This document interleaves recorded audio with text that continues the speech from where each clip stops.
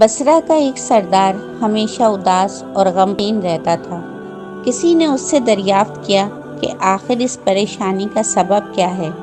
اس پر سردار نے جواب دیا کہ بات کہنے کی نہیں پر کہی جاتی ہے کہ مجھ سے ایک ولی اللہ کی خدمت میں کچھ بے ادبی ہو گئی تھی، اسی لیے ڈرتا ہوں قیامت کو اس کے مواخذے میں گرفتار نہ ہو جاؤں۔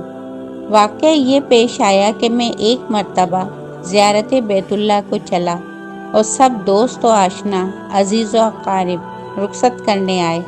حسب دستور کچھ دور چل کر میں نے سب کو لوٹا دیا، مگر ایک شخص زید جو میرے خواص میں سے تھا واپس نہ ہوا اور اس نے میرا پیچھا نہ چھوڑا۔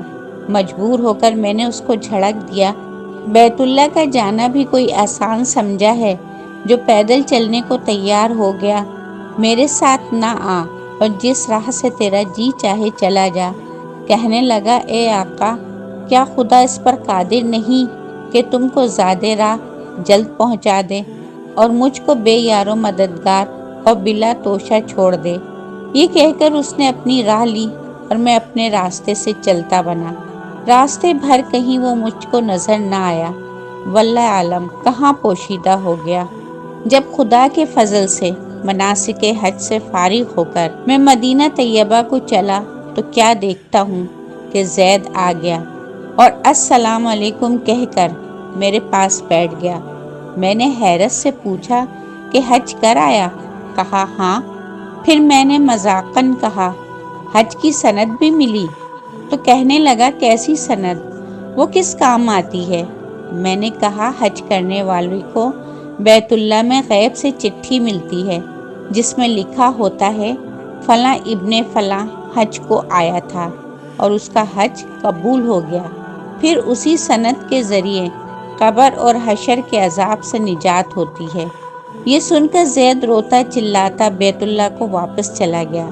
جب میں حضور اقدس صلی اللہ علیہ وسلم کی زیارت سے فارغ ہو کر لوٹا تو کیا دیکھتا ہوں کہ زید پھر آ گیا اور السلام علیکم کے بعد ایک چٹھی میرے سامنے رکھ دی جو ایک نہایت عمدہ ریشمی کپڑے میں سبز خط سے زید کے عذاب قبر اور حشر سے نجات کے لیے لکھی تھی۔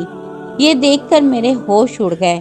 پھر ذرا سکون ہونے پر میں نے معلوم کیا کہ اے زید، بتا تو اس کی حقیقت کیا ہے؟ آخر یہ دولت بے مثال تجھ کو کس طرح میسر آئی؟ تب اس نے بتایا کہ سنو بھائی، جب میں بیت اللہ پہنچا تو کعبۃ اللہ حاجیوں سے بالکل خالی تھا۔ اس وقت میں نے گڑ گڑا کر زار و قطار رونا اور چلانا شروع کیا کہ اے مالک دو جہاں، کیا غریب گناہ گاروں کا حج بھی قابل قبول نہیں جو مجھ کو حج کی سند نہیں ملی؟ کیا غریبوں کا کعبہ اور صاحب کعبہ اور ہے جو وہاں جا کر سند لاؤں؟ مجھ کو قسم ہے تیرے عزت و جلال کی، جب تک چٹھی نہ پاؤں گا کعبے سے باہر نہ جاؤں گا اور روتے روتے یہیں مر جاؤں گا۔ اچانک غیب سے آواز آئی کہ اے زید، نجات کی چٹھی لے اور جا اپنی راہ لے۔ پھر یہ چٹھی میرے ہاتھ میں آ گئی جس کو لے کر میں چلا آیا۔ یہ سن کر میری حیرت کی انتہا نہ رہی کہ اللہ اللہ، اس شخص کا یہ عالی مرتبہ جس سے میں آج تک واقف نہ تھا۔ پھر عزت کے ساتھ میں اس کو اپنے ہمراہ بصرہ لے آیا اور وہ چٹھی نہایت احترام و تعظیم کے ساتھ صندوق میں بند کر دی۔ جب کبھی جی چاہتا اس کی زیارت کر لیتا، چومتا اور آنکھوں سے لگاتا تھا اور پھر محفوظ کر دیتا۔ اتفاقاً میں کہیں سفر میں تھا کہ میرے پیچھے زید کا وصال ہو گیا۔ جب میں واپس آیا تو اس خبر سے میرے رنج و قلق کی انتہا نہ رہی کہ میں ایسے ولی کی تجہیز و تکفین میں بھی شریک نہ ہو سکا۔ پھر اچانک مجھ کو وہ چٹھی یاد آئی جو میرے بکس میں محفوظ تھی۔ اب تو میں اور بھی بےتاب ہو گیا اور اپنے اوپر افسوس کرنے لگا کہ سفر کو جاتے وقت میں نے وہ چٹھی زید کو کیوں نہ دی۔ پھر اپنا مہر شدہ صندوق منگا کر دیکھا جو اسی طرح با مہر بند تھا۔ جب میں نے کھولا تو اس میں چٹھی نہ پائی۔ اب تو میرے غم و الم کا کچھ ٹھکانہ نہ رہا اور ایک حشر کا عالم برپا ہو گیا۔ زار و قطار رونے لگا اور روتے روتے سو گیا۔